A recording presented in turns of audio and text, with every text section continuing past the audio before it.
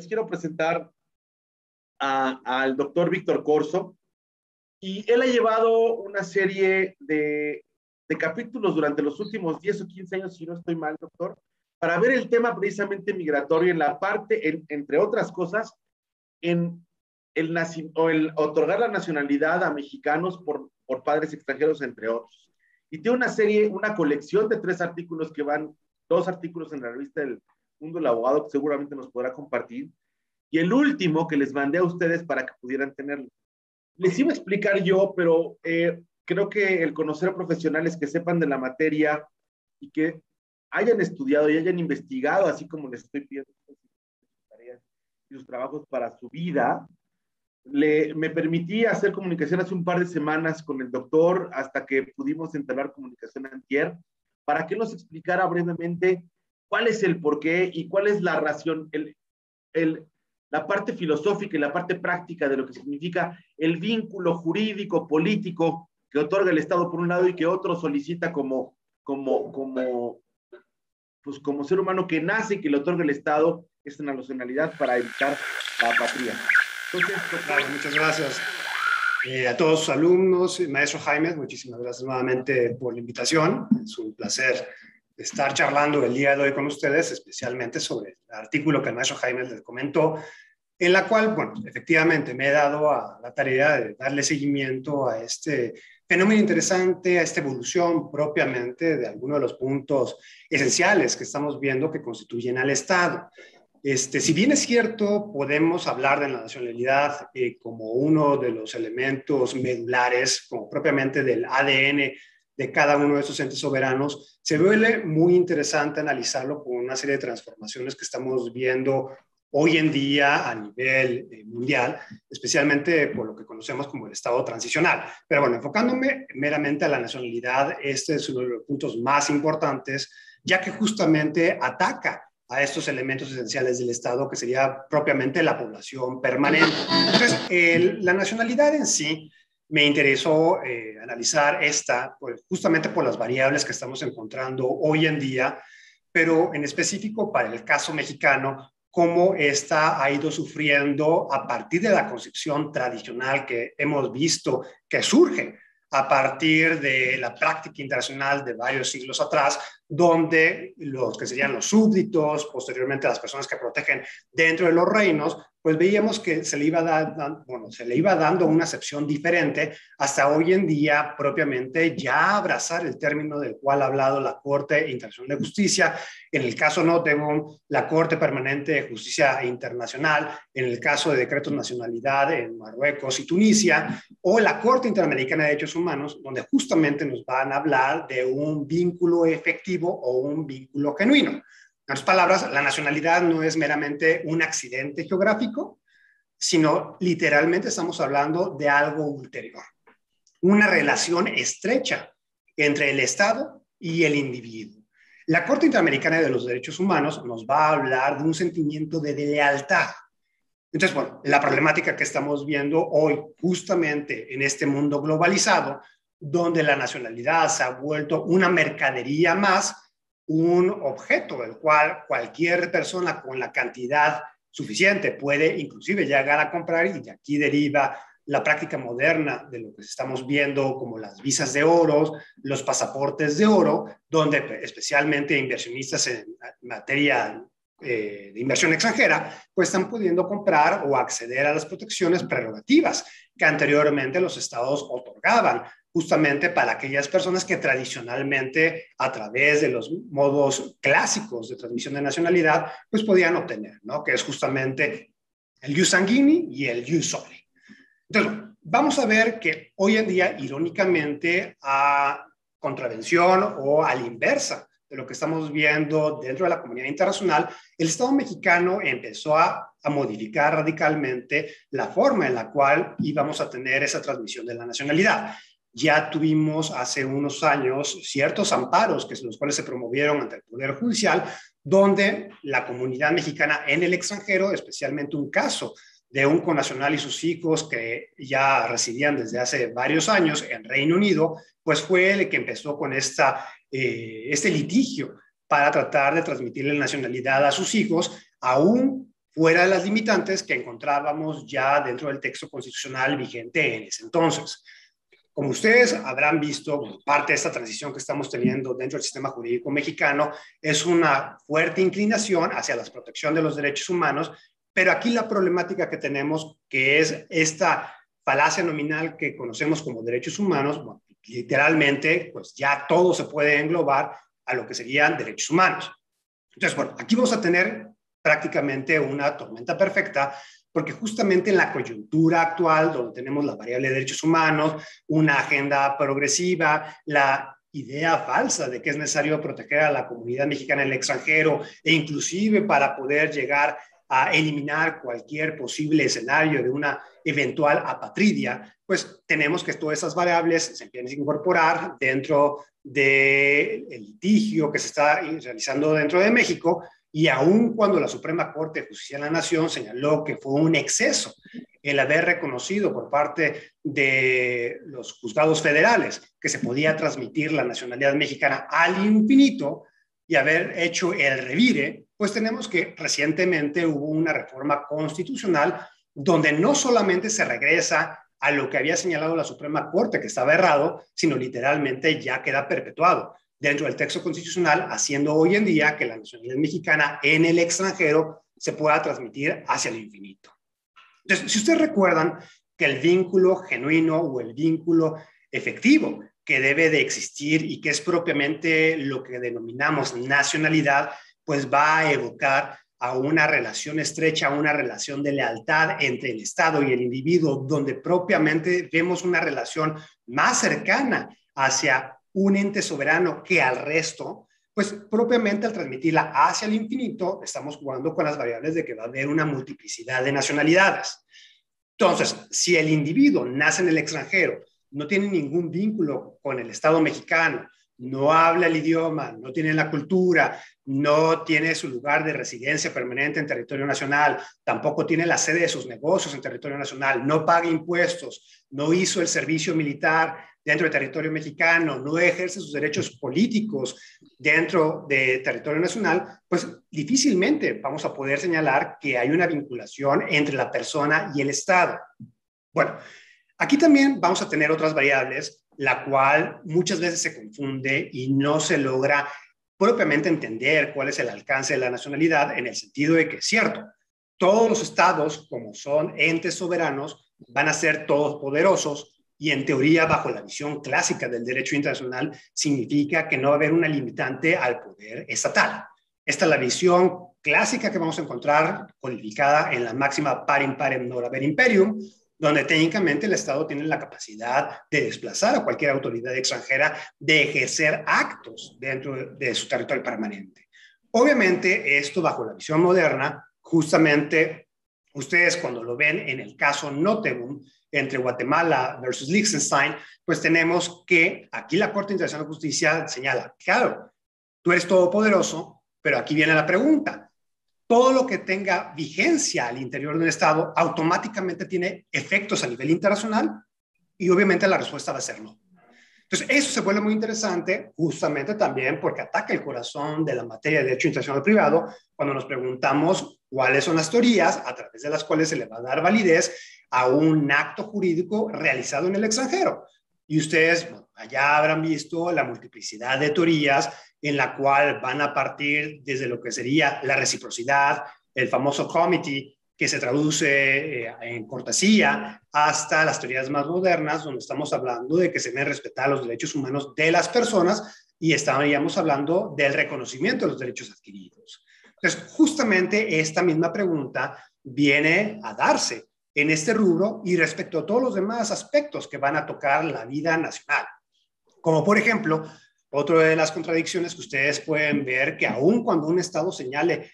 un punto en concreto, si este no se adecua a la normatividad internacional, pues no va a tener efectos para el resto de los estados, para el resto de los 192 estados miembros de la comunidad internacional. Claramente también lo podemos ver en el artículo 42 constitucional, cuando estamos viendo que dentro de la Constitución se señala que la plataforma continental es parte del territorio mexicano. Entonces aquí viene la pregunta, simplemente porque la Constitución lo diga, ¿va a ser esto una realidad con efectos internacionales? Entonces, es la misma pregunta que se hace la Corte Internacional de Justicia en el caso Nottebohm. Simplemente porque un Estado europeo reconoce como nacional a un individuo en específico, ¿va a tener automáticamente efectos para la comunidad internacional? Y la respuesta es no, no va a ser automáticamente. Es necesario analizar si esa transmisión de la nacionalidad, si esos actos que se están celebrando al interior del Estado están en conformidad con lo que sería el régimen internacional. Para el caso del nacional de Liechtenstein, Nottebohm, pues obviamente estamos cayendo en una de las dos excepciones clásicas del derecho internacional privado, donde veíamos que la transmisión de la nacionalidad, especialmente fast track, ya que este era una nacional alemán, y lo que buscaba era darle la vuelta a la ley de expropiación guatemalteca que se estaba promulgando después de la Segunda Guerra Mundial, a través de la cual se estaba ordenando la confiscación de todos los bienes de los nacionales alemanes como parte de las compensaciones de guerra en contra del régimen nazi. Pues teníamos que él, usando sus contactos en el gobierno de Liechtenstein, pues literalmente estaba obteniendo la nacionalidad de forma mucho más rápida. Entonces aquí, al verse que era un fraude a la ley, pues obviamente no tuvo efectos internacionales. Y que es nuevamente la preocupación justamente del artículo que estamos viendo y que bien tuvo el maestro Jaimes, donde señaló que aun cuando el Estado mexicano argumente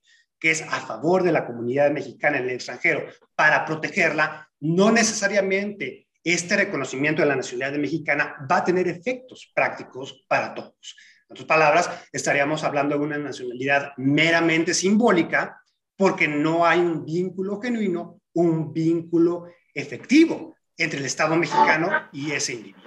Aquí unos puntos medulares es preguntarnos, ¿por qué se quieren coleccionar las nacionalidades? Esto no es simplemente por tener distintos pasaportes para poder ingresar sin alguna restricción hacia el extranjero, porque vamos a ver que sí hay realmente una diferencia entre el tratamiento que uno tiene como extranjero a como uno lo va a tener como nacional. Por ejemplo, con la comunidad mexicana en Estados Unidos, uno promueve que si ellos pueden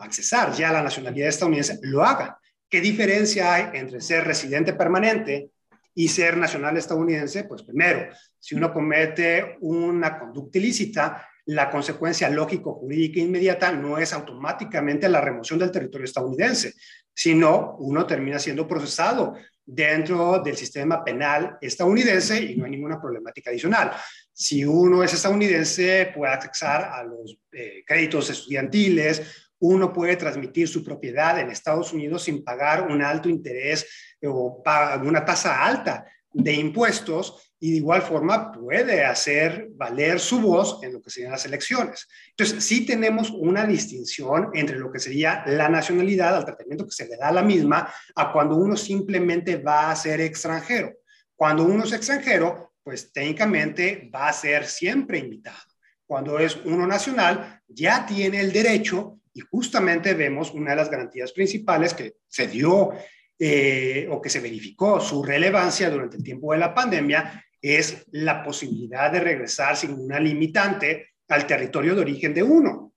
Ustedes vieron cómo hubo el drama al principio de la pandemia cuando se impusieron estas medidas unilaterales donde el gobierno de Donald Trump prohibió la entrada a los nacionales de ciertos estados donde en teoría se consideraba que la pandemia estaba saliéndose fuera de control, y cuando esos nacionales, aun cuando eran residentes permanentes en Estados Unidos, pues se encontraban varados, no podían ingresar. Cosa muy diferente, si uno se vuelve ya nacional, pues tenemos ya que se activa la cláusula de protección dentro de la Declaración Universal de los Derechos Humanos, donde uno ya puede entrar y salir libremente de su territorio de origen. Ya adelantándome un poco en el temario que ustedes van a tener a lo largo del curso, otra de las vertientes modernas por las cuales uno colecciona nacionalidades es justamente para acceder a los mecanismos de solución de controversias en materia de inversión extranjera. Ustedes se van a dar cuenta cómo cuando uno es un inversionista extranjero, uno va a jugar con los diferentes BITs, que son los tratados bilaterales en materia de inversión extranjera, y estos van a permitir hacer forum shopping, y también vamos a ver una divergencia en la normatividad en la cual va a estar vigente respecto a un estado frente a otro.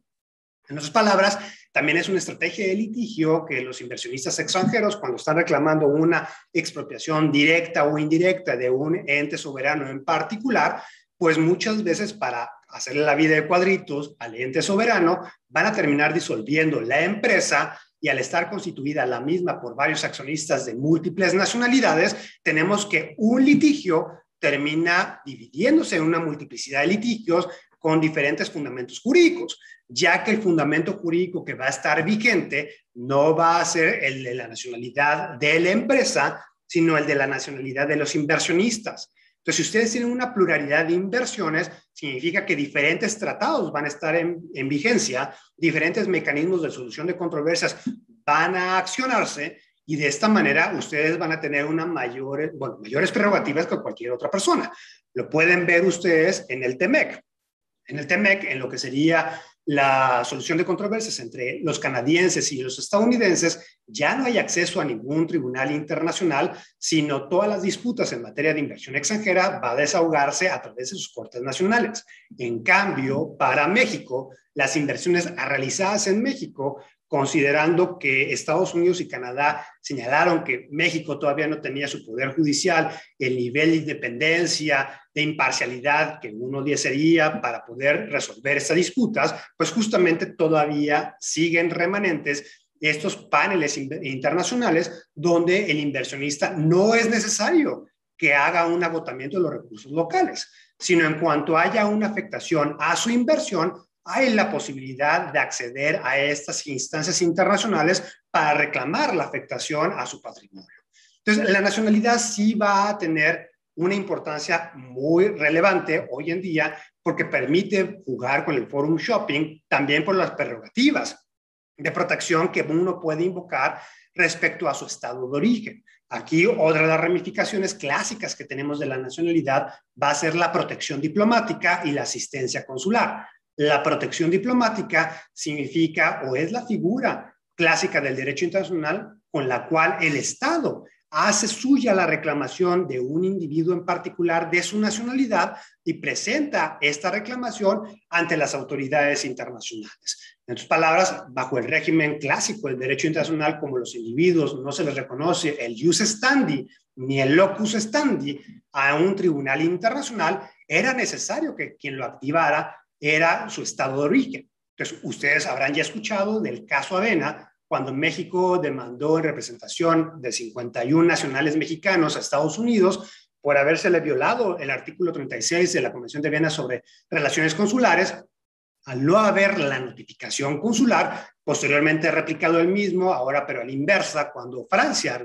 reclama a México en el caso de Florence Cassés, pues aquí estamos viendo que está ejerciendo el Estado la protección diplomática. Está haciendo suya la reclamación de los individuos y la presenta como propia ante una instancia internacional o una de las variables modernas que estábamos viendo en las últimas semanas dentro del litigio estratégico que el gobierno de México instauró en contra de las armadoras estadounidenses por el tráfico ilícito de armas hacia territorio mexicano, pues teníamos que allí una de las modalidades con la cual se argumentaba que el Estado mexicano tenía la legitimidad para actuar ante cortes estadounidenses bajo la figura de parens patria, que estaba haciendo un reclamo respecto a la afectación que ha sufrido toda la población permanente dentro del territorio nacional por ese tráfico ilícito de armas de Estados Unidos hacia México. Entonces, esta vinculación forzosamente se tiene que ver y se tiene que comprobar con la nacionalidad.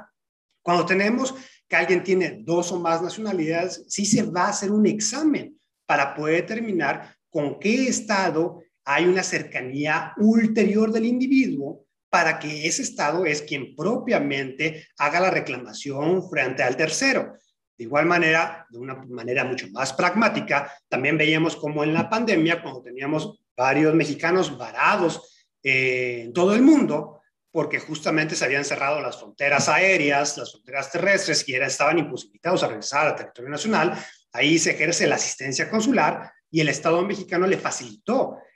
ciertos vuelos, coordinó el regreso de los mismos para que los mexicanos pudieran regresar a territorio nacional. Entonces, para poder exigir eso, forzosamente las llaves que abren el reino, pues es técnicamente la nacionalidad. No es lo mismo tener la nacionalidad mexicana que es uno de los estados que más protección y asistencia le va a dar a sus nacionales en el extranjero, como por ejemplo, en el caso de repatriación de cadáveres de restos humanos, el Estado mexicano, bueno, tradicionalmente ha mantenido una política exterior donde se le ayuda parcialmente, económicamente, a los familiares para poder regresar ya sea el cuerpo o las cenizas a territorio nacional. Si ustedes son nacionales de otro estado, el otro estado les va a decir que lástima que falleció su nacional, digo, su familiar, pero es técnicamente el problema de ustedes. Ustedes tienen que ver la forma en la cual van a poder repatriarlo si es que lo quieren repatriar. No va a haber una protección tan ulterior, ya que la normatividad internacional no va a establecer estándares al respecto,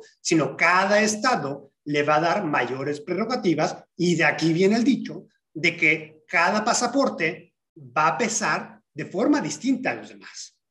Entonces, en el caso de Estados Unidos, vemos cómo el gobierno de México tiene una fuerte representación diplomática consular, con 50 consulados, más la embajada en Washington, D.C., y propiamente el gobierno de Estados Unidos tiene una mayor cautela en la interrelación con la comunidad mexicana, porque ya saben que el gobierno de México tiene varios mecanismos para protegerlos. Entonces, como ustedes pueden ver, la nacionalidad no simplemente se va a quedar primero en una prerrogativa del Estado, cierto, el Estado puede decidir quién es su nacional y quién no. Esta distinción, esta discriminación se vuelve muy importante porque el Estado va a decidir qué nacionales sí quiere proteger,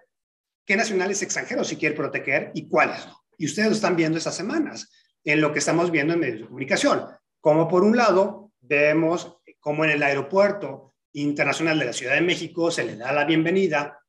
a varios nacionales de Afganistán, y por el otro lado, dentro del mismo noticiero, estamos viendo las imágenes, como en la frontera sur está viendo una respuesta completamente distinta para los migrantes centroamericanos y extracontinentales que no forzosamente vienen de Afganistán. Entonces, el Estado es libre para decidir quién entra y quién no. Entonces, la protección ya mucho más amplia sería propiamente la nacionalidad. Cuando estamos hablando de la nacionalidad y el Estado no tiene la obligación de proteger, justamente se activan las figuras del asilo territorial, del refugiado, de la modalidad que estamos viendo de las visas con carácter humanitario. Una vez también que tenemos un procedimiento penal en contra de un individuo en particular, pues se va a activar también la figura de la extradición, donde el Estado que está haciendo solicitado la extradición de un individuo puede decidir, si no tiene la política de no extraditar a sus nacionales, como sí la tenía el Estado mexicano hasta lo que sería la década de los 80, principios de los 90, durante el siglo pasado, aun cuando hubiera una petición, un tratado de extradición, el gobierno de México tenía la prerrogativa de no extraditar a sus nacionales, porque los protegía. Entonces, como ustedes pueden ver, la nacionalidad va a hablar de esta cercanía, va a hablar de una relación ulterior entre el Estado y el individuo, y si bien es cierto, el Estado tiene la potestad soberana de determinar quiénes son sus nacionales y quiénes no, pues aquí también va a haber limitantes por parte del derecho internacional, en el sentido de que no le puedes imponer a alguien una nacionalidad, y aun cuando esa persona la vaya a buscar, si no se cumplen con los requisitos tradicionales a través de los cuales se le otorga la nacionalidad a otras personas, la misma no va a tener una validez y no es oponible hacia terceros estados. Justamente también vemos que el otorgamiento indiscriminado de la nacionalidad va a atropellar los derechos humanos. Ustedes lo pueden ver en la Convención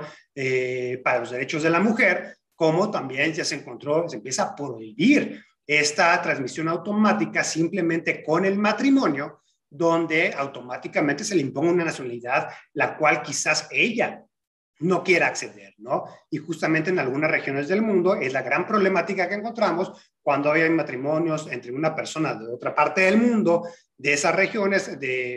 con familias religiosas, donde automáticamente se le va a deprivar de su nacionalidad de origen a la mujer y automáticamente se le impone la nacionalidad del esposo, y con esto quedan zanjadas y terminadas todas las prerrogativas que hubiera podido tener en materia de asistencia consular, y que muchas veces vemos con la alienación de los hijos y la sustracción ilícita de los menores. De igual manera, pues vemos el caso de Crimea, como actualmente con esas ocupaciones armadas, como por ejemplo el caso de Rusia, que automáticamente le otorgó su nacionalidad a todo lo que sean los habitantes de Crimea. Entonces, aquí vamos a ver que no puede generarse de manera artificial la transmisión de la nacionalidad, sino forzosamente tenemos que recordar la necesidad de tener un vínculo genuino, un vínculo efectivo que pueda expresar y ser reflejo de esa lealtad que hay entre el Estado y el individuo. Entonces, bueno, si bien es cierto, estamos hablando hoy en materia de derechos humanos, que yo les decía que la reforma constitucional fue realizada para proteger o evitar que existiera la patria, aquí también es muy importante reconocer que cuando estamos hablando de los derechos humanos, la terminología de derechos humanos surge dentro del argot diplomático para poder identificar de forma concreta ciertas prerrogativas y poder agilizar las negociaciones. Pero el éxito que han tenido los abogados al argumentar derechos humanos es que todo ya lo hemos convertido en derechos humanos. Entonces, si ustedes hacen una clasificación de cuántos derechos humanos había cuando se creó la Declaración Universal de los Derechos Humanos, los dos pactos internacionales civiles y políticos, económicos, sociales y culturales, pues no teníamos más de 30 derechos humanos. Hoy en día existen más de 300. Entonces, todo es un derecho humano, se vuelve mucho más fácil el litigio y justamente cuando se pierde de vista las bases filosóficas, la esencia propia de los conceptos, se empieza a desvirtuar ya en la praxis lo que realmente eso significa. Esto, como les comentaba al principio de mi plática, no es solamente óbice de lo que sería la nacionalidad. También lo estamos viendo cómo está afectando propiamente otros de los elementos esenciales bajo la Convención de Montevideo del 33 de lo que sean los requisitos o los elementos esenciales del Estado.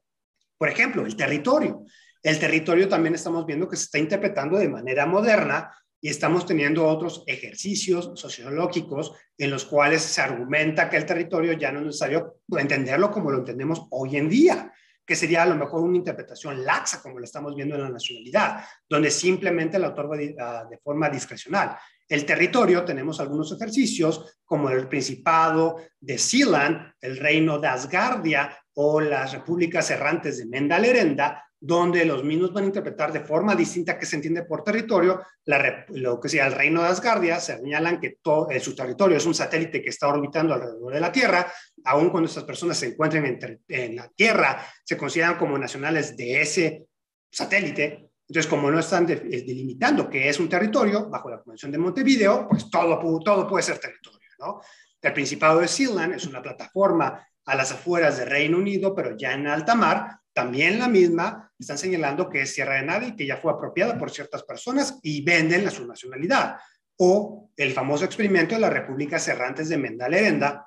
donde señalan que el cuerpo humano de cada una de las personas es su propio territorio, ¿no? Y cada quien es su propio representante estatal y cada persona va a tener inmunidades diplomáticas o inmunidades estatales. Entonces, bueno, vean cómo cuando se pierde la esencia de lo que realmente significan cada uno de los elementos, pueden llegar uno a consecuencias que no van a tener una concordancia, que no van a tener un efecto real en la comunidad internacional, pero que muchas veces lo van a tener, ¿no? Esto especialmente cuando hay una mezcolanza con otras dogmáticas como los derechos humanos que también cuando se interpretan de forma errónea o extrema, pues muchas veces nos van a terminar llevando a lugares que no van a tener una razón o van a estar alineados con lo que tenemos dentro del derecho internacional.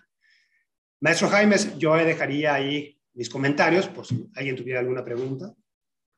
Queridos amigos, un agradecimiento al doctor, de verdad que una cosa es el artículo y otra cosa es la experiencia de la práctica y del derecho como tal. Muchas gracias, doctor. ¿Alguien tiene alguna pregunta? Claro que sí, muy buenos días, doctor Corso. Mi pregunta es con respecto a la nacionalidad infinita que se otorga a los extranjeros descendientes de mexicanos. Mi pregunta en concreto es, ¿cuál considera usted que sería el límite que se tendría que poner a lo que ahora es esa nacionalidad infinita que se puede aplicar a los extranjeros? Gracias. Qué bueno que hace esa pregunta porque justamente ataca la esencia de la razón por la cual escribí el artículo. Justamente la reflexión que usted está formulando ahorita es lo que se debió haber preguntado el legislador, básicamente para poder definir hasta qué grado se le va a otorgar a alguien la nacionalidad, quién va a ser el nacional. Ustedes se van a dar cuenta que es un razonamiento de política poblacional, no un argumento de derechos humanos. Entonces, ahí el error esencial.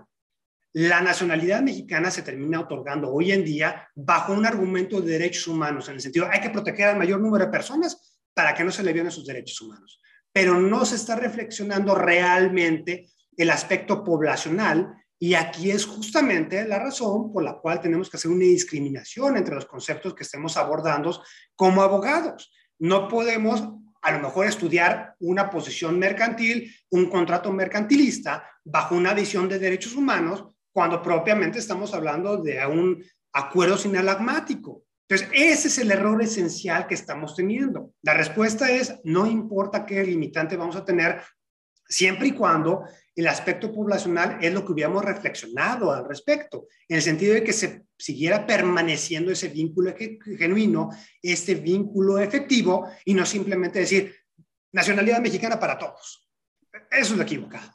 ¿no? Aquí la pregunta es, ¿el Estado mexicano va a tener la capacidad de poder proteger a todos esos nacionales mexicanos en el extranjero? Y bueno, durante el periodo donde tuvimos hace unos años que hubo esta interpretación por parte del Poder Judicial, donde ya se estaba señalando que se podía transmitir al infinito, tuvimos alrededor de 10,000 personas que ya tienen nacionalidad mexicana y que fueron beneficiados de ese criterio que estuvo vigente un poco más de 5 años. Entonces, el número de personas que también van a ser mexicanos hoy en día con esta reforma constitucional va a ser exponencial. Entonces, la pregunta es, y ustedes lo pueden ver, ¿qué tan abiertos somos aquí en México para recibir a aquellos mexicanos que han vivido toda su vida en Estados Unidos, que son mexicanos, pero que no hablan el español y no tienen la cultura mexicana? No tenemos escuelas públicas bilingües para poder incorporarlos. Propiamente el mexicano, la idea de mexicanos, pues es alguien que habla español, que ha vivido toda su vida aquí,